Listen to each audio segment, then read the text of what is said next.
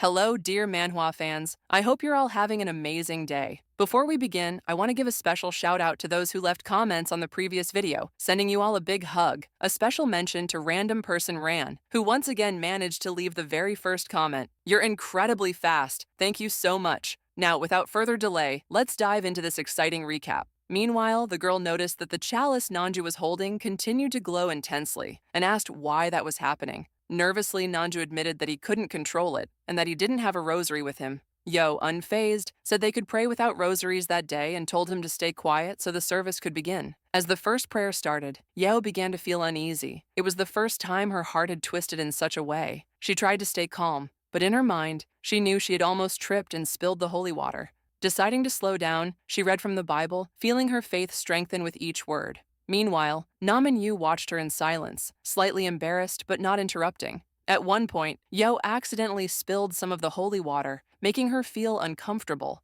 Namju, noticing this, gently placed his hands on her shoulders, helping her adjust so she could continue with the prayers. Somewhat surprised, she looked at him in confusion. Namju explained that they had to see it through to the end while they remained hidden there. Even though Yeo didn't know how to respond, they continued their prayers. As the service progressed, Yo asked him to slow down because she couldn't keep up. However, Nanyu ignored her plea and kept reading the Bible at his own pace. Frustrated, Yo grabbed onto him in desperation, begging him to stop. Taken aback, Nanyu stood up and lifted her, helping her continue the sermon. Blushing, Yo did her best to keep going, even as her arms felt weak, almost spilling the water again. Suddenly, they heard a noise coming from the sink. Yo, too focused on the service, hadn't realized someone else had entered the restroom. However, she had no way to escape now. With a slight laugh, she whispered to Namju that she doubted they could continue in silence, and that they were at risk of being discovered. But before she could say anything more, Namju interrupted her with a kiss. The action left Yo completely stunned, but it didn't stop her prayers. Both of them continued to seek peace for their souls. Finally, Namju used the holy water to purify Yo's spirit, completing the service. 30 minutes later, they were sitting in a cafe, eating. Yo commented that the kiss had made her feel really good. Namju, resting his head on the table, apologized and promised he'd do anything to make it up to her. However, Yo insisted there was nothing to apologize for and suggested they go to the beach later. Surprised, Namju asked why she wanted to go to the sea. She replied that holding a service there would be a truly devout act. Namju tried to convince her to stop conducting services in public places, but Yo teased that, deep down, he enjoyed it too, causing her to let out a nervous laugh. At that moment, a couple of young women passed by. One of them, with dark hair, stared at them intently, while her companion asked why she was spilling her coffee. Ignoring her friend, the dark-haired girl murmured to herself, wondering who the girl with Nanyu was. Because of this, the girl quickly moved closer to Nanyu. Seeing this, Yo observed the newcomer. The blue-haired girl, confused, asked her friend if she knew the mysterious woman.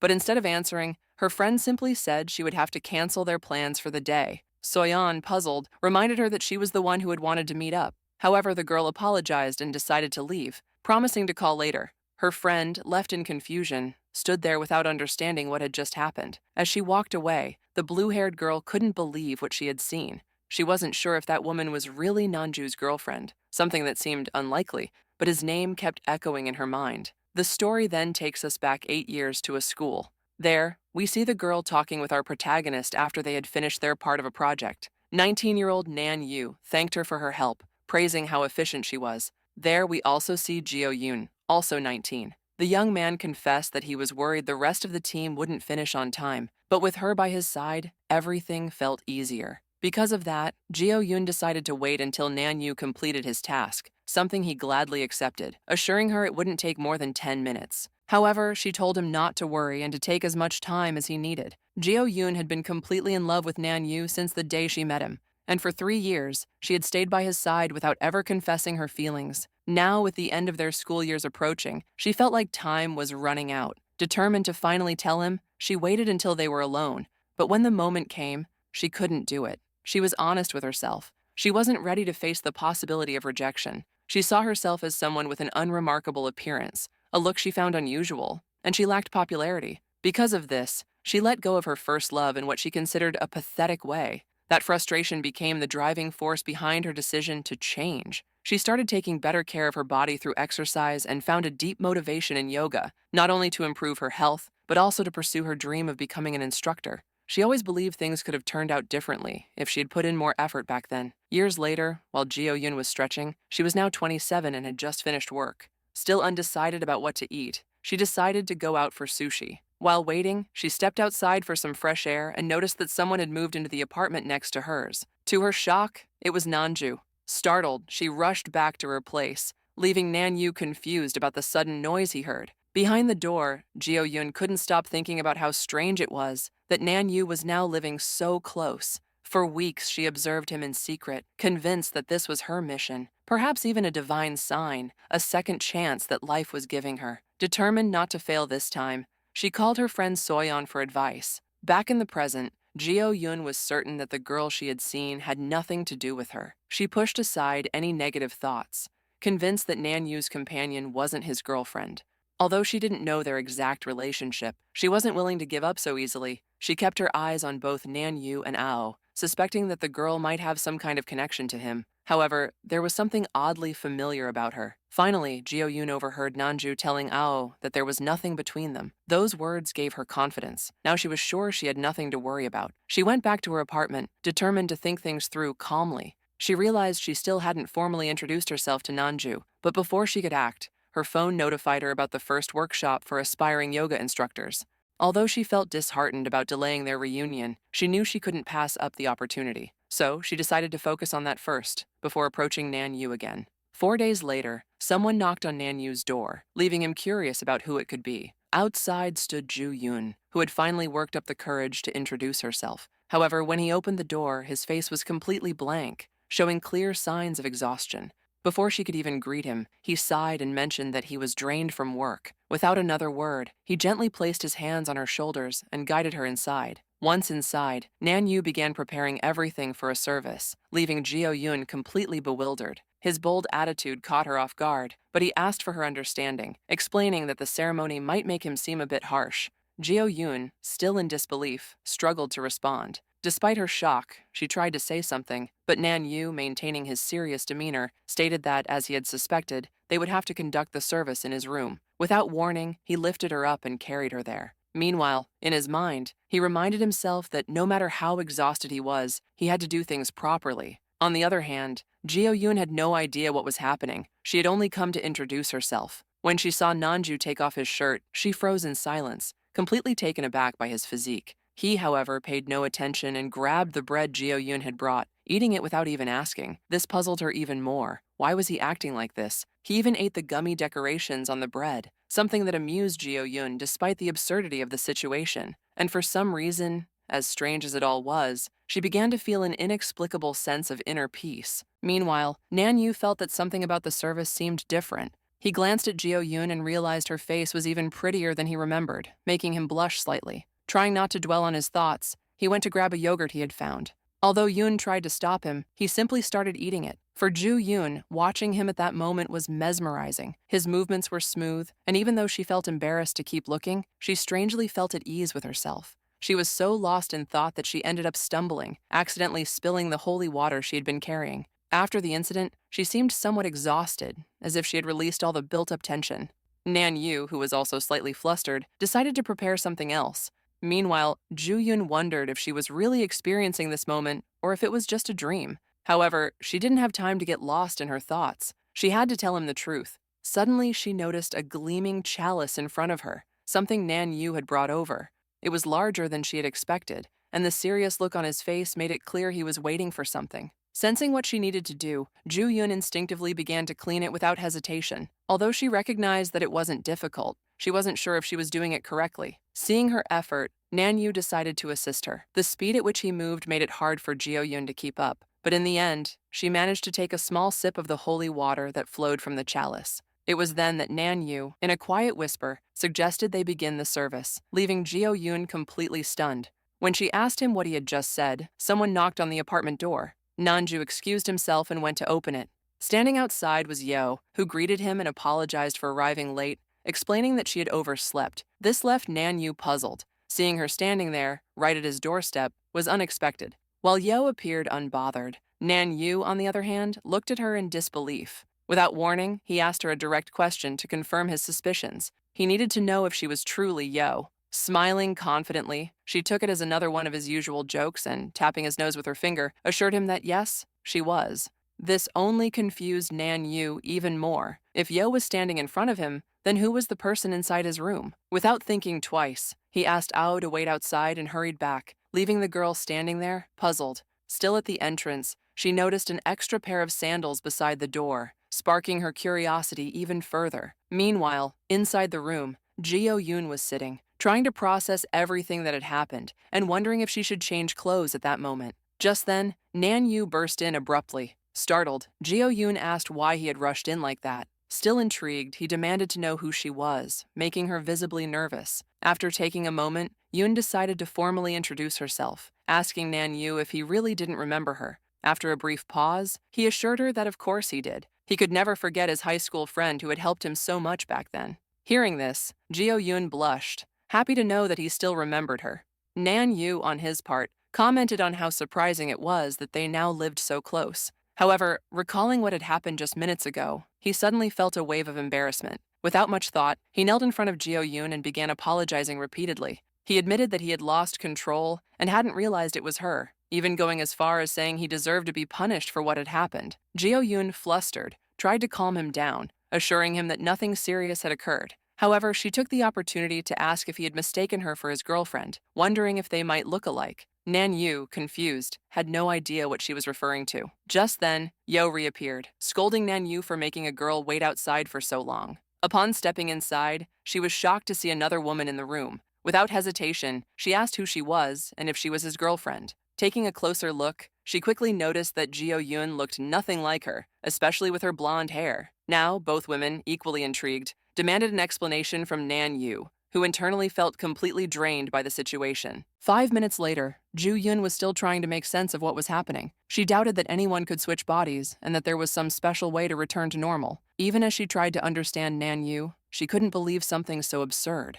When she voiced her skepticism, she made it clear that if they were going to lie, they should at least come up with a more convincing story. This annoyed Jio, who insisted that she would only believe it once she saw it for herself. Namju and Yeo Yoon, confused, watched as Jio confidently explained that she would show the girl exactly how body swapping worked. This last statement surprised them both, but Jio had no time to waste. She was convinced this was the best way to prove it. For Jio Yoon, the method didn't matter as much as the fact that they couldn't hold a service in front of others. Frustrated, Jio snapped back, asking who had ever said they were planning to perform a service in front of her. Without another word, she pushed Ju Yoon out of the room and shut the door behind her. Namju tried to warn her that this could be dangerous, but Yo interrupted by tossing her shirt at him. Then, with a quick kiss, she told him to relax. If anything went wrong, they could just break the chalice. Outside, Jio Yoon stood there, wondering if they were really conducting a service behind that door. She was so embarrassed that she couldn't help but imagine Nan Yu and the other person doing something completely different. Meanwhile, inside the room, Namju was eating some small pieces of bread that Yeo had brought. Though she scolded him, complaining that they were too tiny, Nan Yu didn't care about the size. What truly amused him was the expression Yo made each time she tried a new one. To him, it was an odd yet endearing habit. Jio, on the other hand, remained silent, though in her mind, she couldn't help but think that Nan Yu was unbelievably adorable. Without warning, Nan Yu began reading from the Bible. Outside, Jio Yoon listened intently. Though she wasn't sure if they were actually holding a service, she felt an inexplicable urge to sing. It was as if being near Namju strengthened her faith. Just as they were about to use the holy water, the door suddenly swung open. The unexpected interruption startled both Nan Yu and Jio, causing them to fall to the floor. Concerned, Nan Yu quickly asked Jio if she was okay, and she reassured him that she hadn't been hurt. However, as they looked up, they found Jio Yoon standing in front of them, clutching a guitar. The scene made her blush intensely, realizing she had just been caught spying. In another moment, Yo Yoon sat in her room, trying to pray while absent-mindedly playing with one of her dolls. She was searching desperately for God's guidance, but couldn't seem to feel the same religious devotion she had earlier. She recalled the moment Nan Yu had asked Yo if she was okay, and how, when they turned, they found her singing alone. Though she tried to explain, her nerves betrayed her. Jio, taking advantage of the situation, reminded Jio Yoon that she hadn't believed in her body-swapping problem. To prove it, she began transforming right in front of her, leaving Jio Yoon completely stunned. When Jio asked if she finally believed her now, Yo Yoon, too shocked to speak, could only nod. Now that her problem had been witnessed, Jio couldn't resist teasing her. She mocked how Jio Yoon had been singing alone while spying and jokingly suggested that if she wanted to watch so badly, she should have just asked them to leave the door open. Embarrassed, Jio Yoon ran out of the room. Nanyu, worried, mentioned to Jio that she had taken off in a hurry, but Jio simply laughed on purpose, clearly enjoying the situation. Meanwhile, Yo Yoon cursed herself, wishing things hadn't turned out this way. Returning to the present, she was still searching for God's guidance on her own. Being near Nanyu made her body react in inexplicable ways, and though she blamed him for her unease, nothing seemed to calm her heart. Not long after, Nanyu opened the door to his apartment and greeted Jio Yoon, who had come to see him. When he asked if she was okay, she nodded, but quickly moved toward the chalice sitting in the room. Seeing her reaction, Nanyu immediately sensed that something was off. Fascinated by the chalice's gleam, Yo Yoon thought that maybe this object could lead her to the Lord's path. Without hesitation, she began polishing it carefully. As she did, she suddenly remembered that she wanted to play the guitar, though she couldn't quite understand why. Namju, watching her, couldn't help but feel embarrassed by how cute she looked. However, his distraction led him to trip, accidentally spilling holy water on Yo Yoon.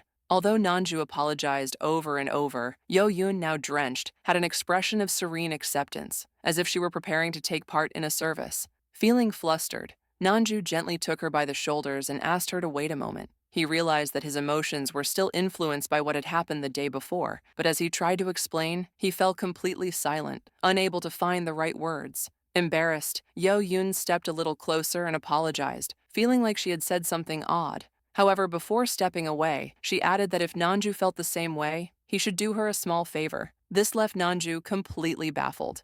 The next day, Namju was still embarrassed about what had happened. As they practiced, Yo Yoon noticed his unease and asked what was wrong. Still confused, Namju questioned whether what they were doing was actually yoga, because to him it felt incredibly awkward. Yo Yoon smiled and assured him that, yes, they were practicing yoga. She even teased him, saying he seemed like an expert, implying that he must exercise regularly to be in such good shape. However, in Namju's mind, everything still felt strange. He recalled the moment Yo Yoon had asked him for a favor the previous day. Back then, she had explained that she wanted to practice some yoga poses that required a partner before attending a class. Since it didn't seem unusual, Nanyu agreed, which made Jio Yoon happy. She gave him the time and location so they could practice without interruptions. Back in the present, Namju tried to express how uncomfortable he felt, but Yo Yoon cut him off, insisting there was nothing to be embarrassed about. It was just yoga. At that moment, both of them lost their balance and fell, ending up dangerously close to each other. In his nervousness, Namju randomly thought about a Danonino for some absurd reason. Before things could get more awkward, he quickly helped Yo Yoon up and moved her to the side. With a serious tone, Nanyu stated that there was no way this was actual yoga and demanded to know why she was lying. Jio Yoon, confused, tried to defend herself, but Namju pressed her,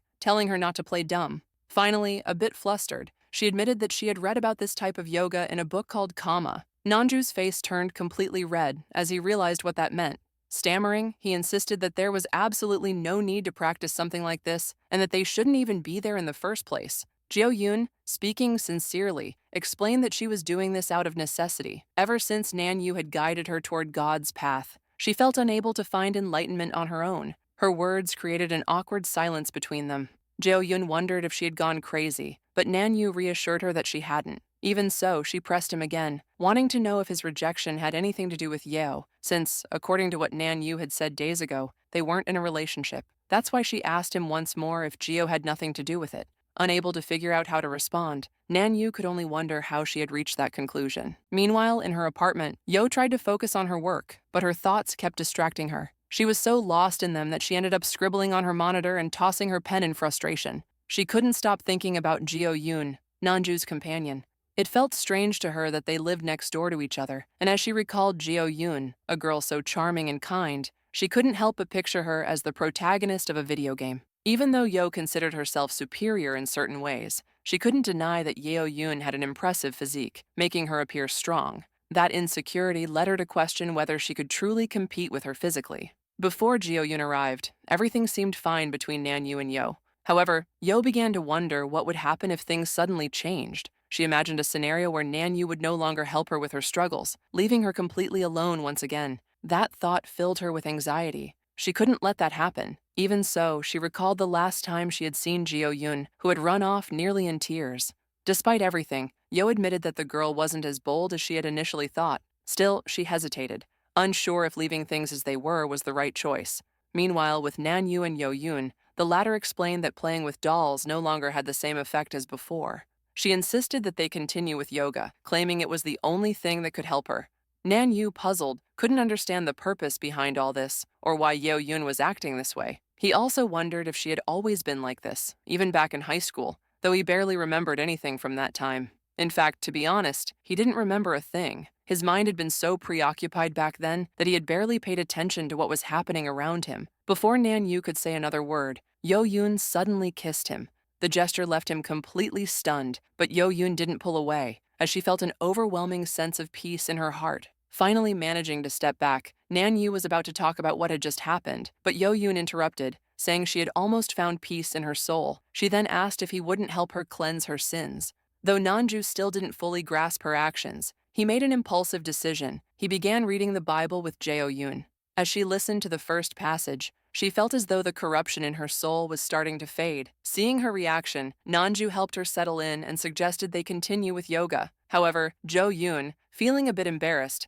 mentioned that it would be awkward if they ended up kissing while practicing. Without thinking too much about it, Nanyu kissed her again, leaving her speechless. For Yo-yoon, everything seemed to be going exactly as it should. They decided to continue their yoga session while praying for their souls. In her mind, Yo-yoon felt so at peace with the situation that even Nanyu's desperate expression excited her. She could sense his yearning to find the path to the Lord. During their prayer, they both wished for the well-being of a stray puppy they had seen on the street, hoping that everyone could find peace in their hearts. Ju-yoon felt that with each prayer, her sins were slowly being washed away, easing the deep pain within her soul. It was as if her body was being purified. She couldn't resist it, nor did she want to escape what she was feeling. To conclude, Namju used holy water to cleanse Jio-yoon's soul. Later, Jio was eating ice cream when she came across Nanyu, who was carrying Jio-yoon in his arms as they climbed the stairs.